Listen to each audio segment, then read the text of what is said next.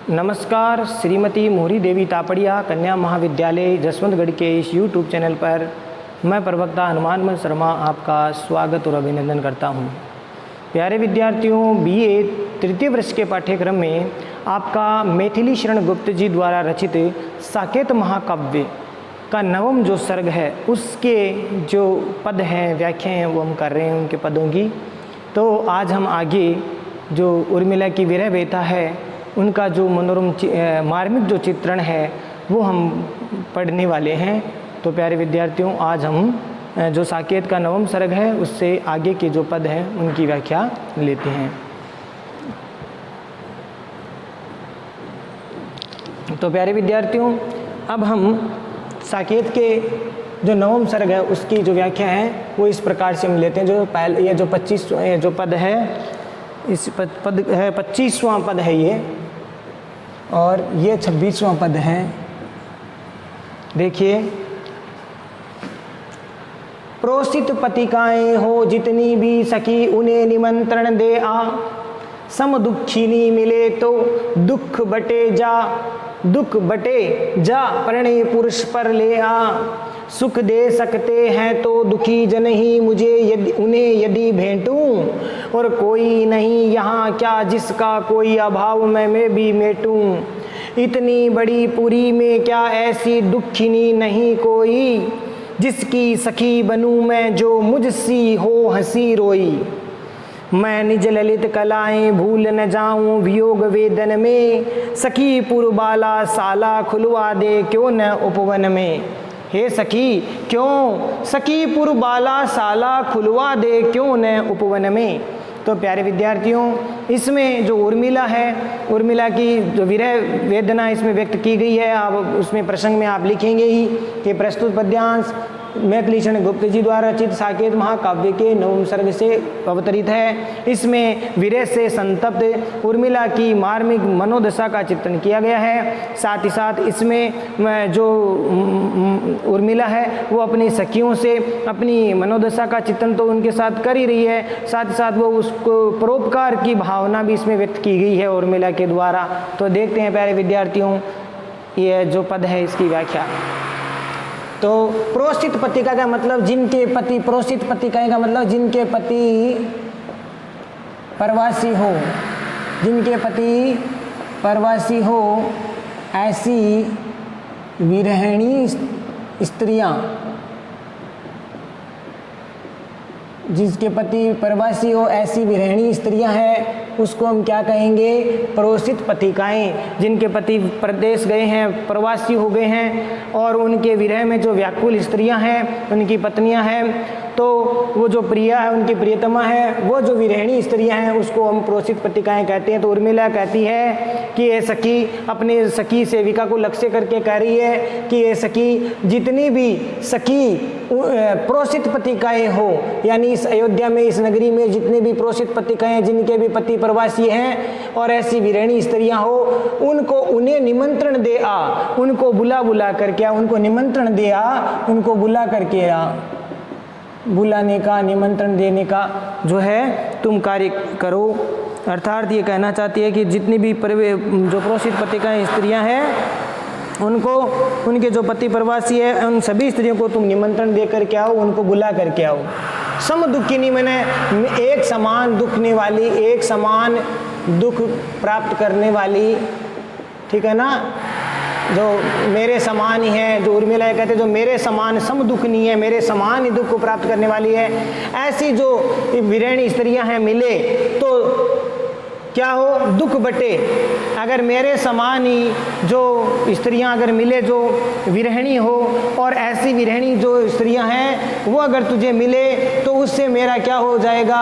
दुख बटे। अगर वो ऐसी स्त्रियां मुझे मिल जाएगी तो मैं अपने सुख दुख है वो उनके साथ बांटूंगी, क्योंकि वो दुखी है, मैं भी दुखी, और जो दुखी जो ये दोनों मिलेंगे तो हम एक दूसरे के दुख को बांट लेंगे, परस्पर बात करेंगे तो हमारा दुख कुछ हल्का हो जाएगा, हमारी व्यथा पीड़ा थोड़ा कम हो जाएगी।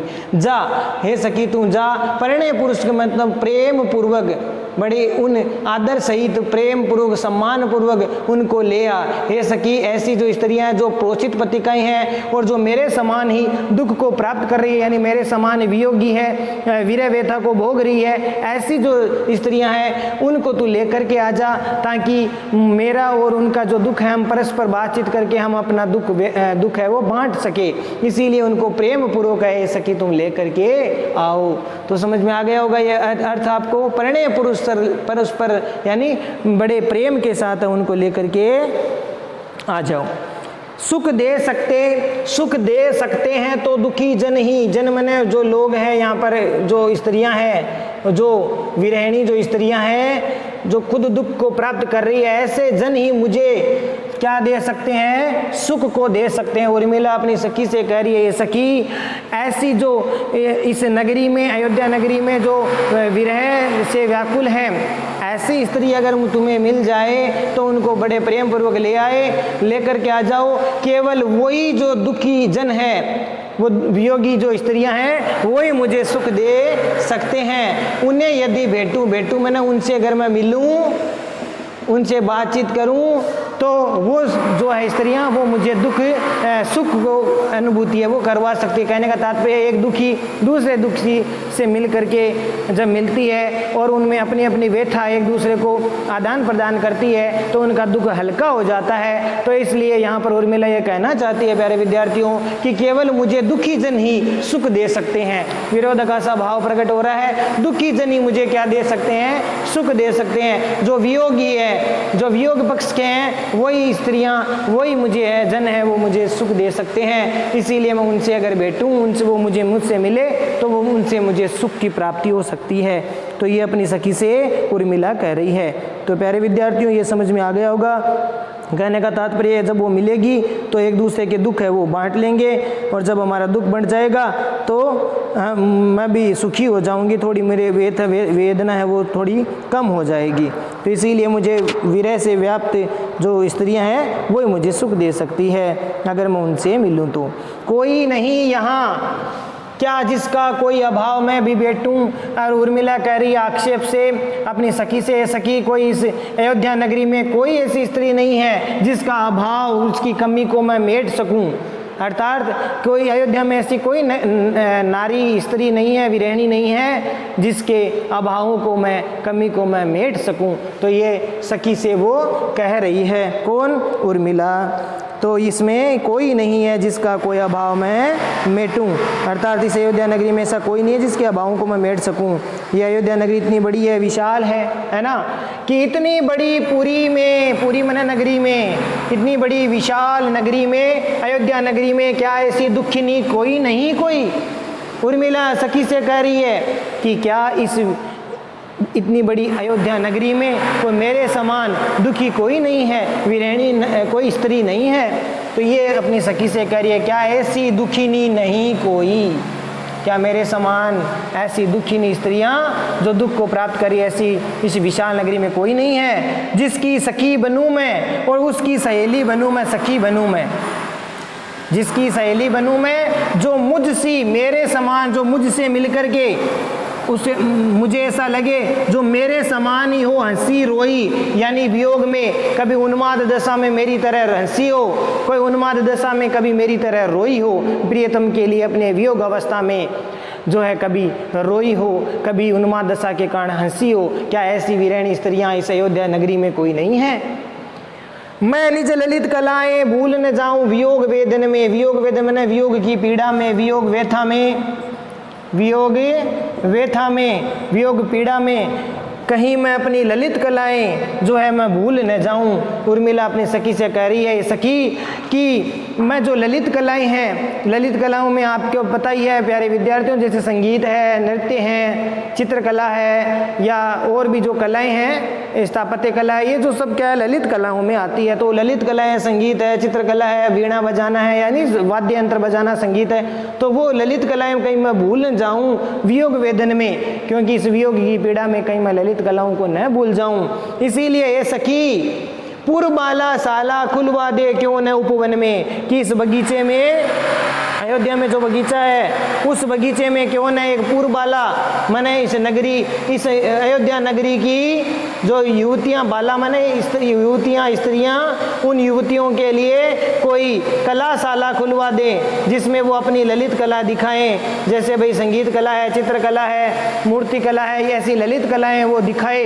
इसीलिए सखी क्या इस बगीचे में, अयोध्या की इस बाग में, बगीचे में हम क्यों नहीं एक अयोध्या की इन युवतियों के लिए एक कलाशाला है वो क्यों न खुलवा दे, ताकि हम अपनी अपनी वेदनाओं को भूल जाएं और ललित कलाओं में मस्त हो जाएं। ललित कलाएं करते करते हमारा ध्यान फिर प्रिय वियोग में हमारा ना जाए, हमारी वेदना कुछ कम हो जाए। इसीलिए हम ललित कलाओं का सहारा क्यों नहीं ले, इसीलिए हम क्यों नहीं सकी इस उपवन में उन पूर्व बालाओं के लिए, अयोध्या की नव युवतियों के लिए एक कलाशाला है, एक जो है क्यों न खुलवा दें। तो ये यहाँ पर भाव व्यक्त किया गया है सखी के माध्यम से। उर्मिला है वो एक तरह से परोपकार का भाव इसमें प्रकट किया गया है, क्योंकि वह अपने समान ही दुख प्राप्त करने वाले जो विरहिणी नायिका है, स्त्रियां हैं, उनका भी जो ध्यान है अपने वियोग से हटाने के लिए वो पूर्वबाला है जो उपवन में एक कलाशाला है वो खुलवाने की बात कहती है।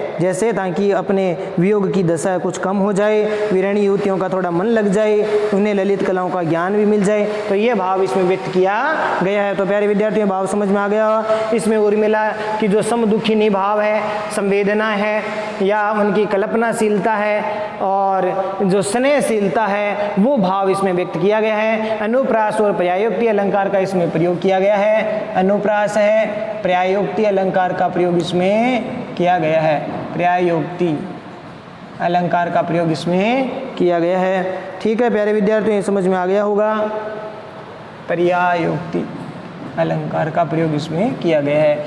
और छंद की यतिगति उचित है, भावाभिव्यक्ति सुंदर है, अच्छी अभिव्यंजना इसमें की गई है और भाषा का सोष्ठ उत्तम है और खड़ी बोली हिंदी का प्रयोग ही किया गया है। तो इस प्रकार से ये आप विशेष वाले बिंदु में लिखेंगे। अगला बिंदु देखिए प्यारे विद्यार्थियों, अगली व्याख्या 26वीं। कौन सा दिखाऊं दृश्य वन का बता मैं आज, कौन सा दृश्य दिखाऊं, कौन सा दिखाऊं दृश्य वन का बता मैं आज।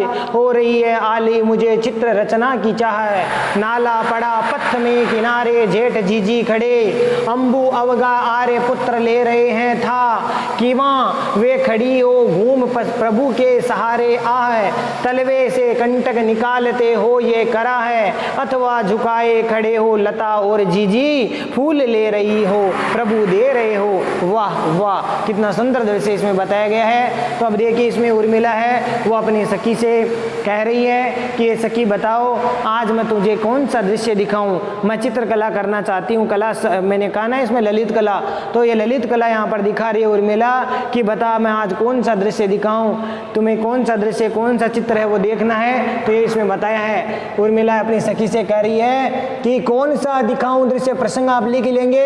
प्रस्तुत पद्यांश मैथिली शरण गुप्त जी द्वारा रचित साकेत महाकाव्य के नवम सर्ग से उद्धृत लिया गया है और इसमें उर्मिला की विरह व्यथा जो है उसका मार्मिक चित्रण किया गया है। साथ ही साथ उर्मिला अपने सखी से आज जो है अपनी कल्पनाशीलता का या अपनी चित्र रचना करने की इच्छा है वो प्रकट करती है। कौन सा दिखाऊं दृश्य वन बता मैं आज, कि हे सखी बता मैं आज वन का ऐसा कौन सा दृश्य तुम्हारे सामने प्रस्तुत करूं, ऐसा कौन सा चित्र बनाऊं जिसमें वन क्षेत्र का भाव प्रकट हुआ हो रही है आली। हे सखी मुझे चित्र रचना की चाह मैंने इच्छा हो रही है। ये उर्मिला कह रही है, उर्मिला अपनी सखी से कह रही है कि बताओ आज मुझे सखी चित्र बनाने की इच्छा हो रही है, मुझे चित्र रचना की इच्छा है, मुझे चित्र बनाने की इच्छा हो रही है। तो बताओ मैं ऐसा कौन सा चित्र बनाऊं, ऐसा कौन सा दृश्य वन क्षेत्र का मैं दिखाऊं, उस चित्र के माध्यम से पेंटिंग करूं, चित्र करूं, बताओ कौन सा।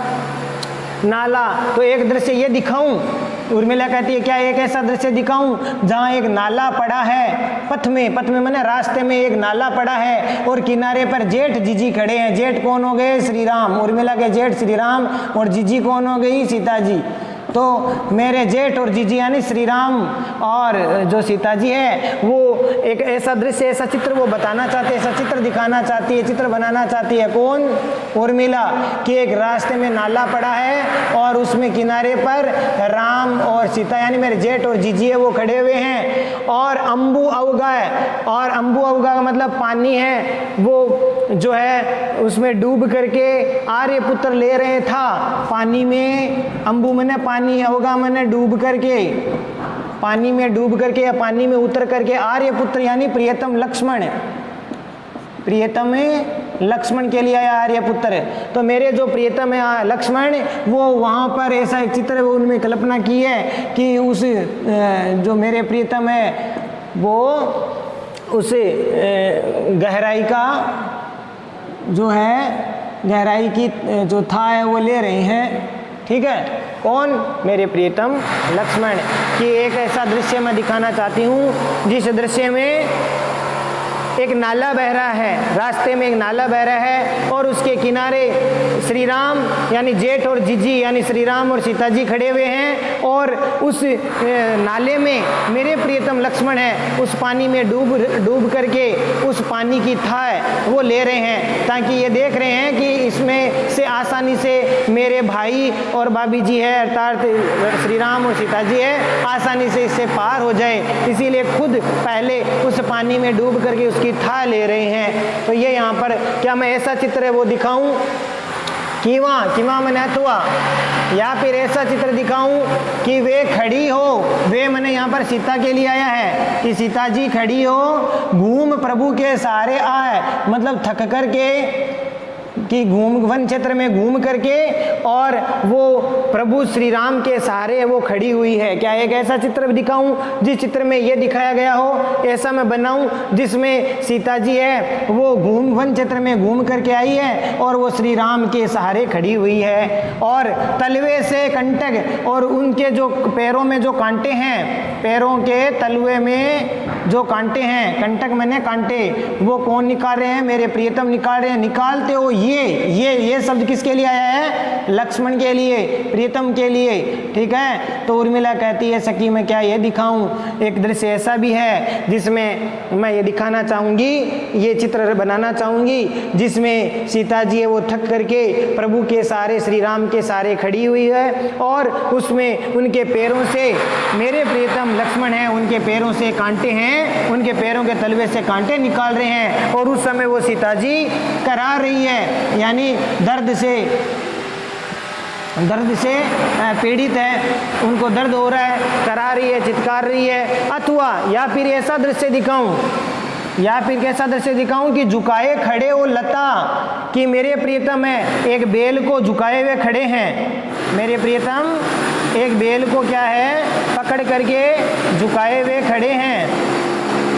एक ऐसा दृश्य दिखाऊं जिसमें मेरे प्रियतम है एक बेल को जो है झुकाए हुए खड़े हैं और उसमें जो सीता जी है वो क्या करते हैं? जीजी फूल ले रही हो, और जीजी यानी सीता जी है वो फूल ले रही है, चुन रही है फूल और प्रभु को दे रही है। वाह वाह कितना सुंदर दृश्य है। उर्मिला कह रही है सखी वाह वाह कितना वो सुंदर दृश्य है जिसमें सीता जी है वो पुष्प ले रहे हैं, फूल ले रही है, फूल चुन रही है और श्री राम को दे रही है और मेरे प्रियतम लक्ष्मण है उस लता को है ऐसे झुकाए हुए खड़े हैं। सीता जी उनसे फूल चुन रही है, फूल चुन चुन करके किसको दे रही है? श्री राम को दे रही है। तो ऐसा सुंदर दृश्य सखी, कितना वो सुंदर दृश्य था। तो इस प्रकार से यहाँ भाव व्यक्त किया गया है उर्मिला का, उर्मिला ने अपनी मनोव्यथा है उसमें प्रकट की गई है। तो प्यारे विद्यार्थियों आशा करता हूँ ये भाव आपको समझ में आ गया होगा।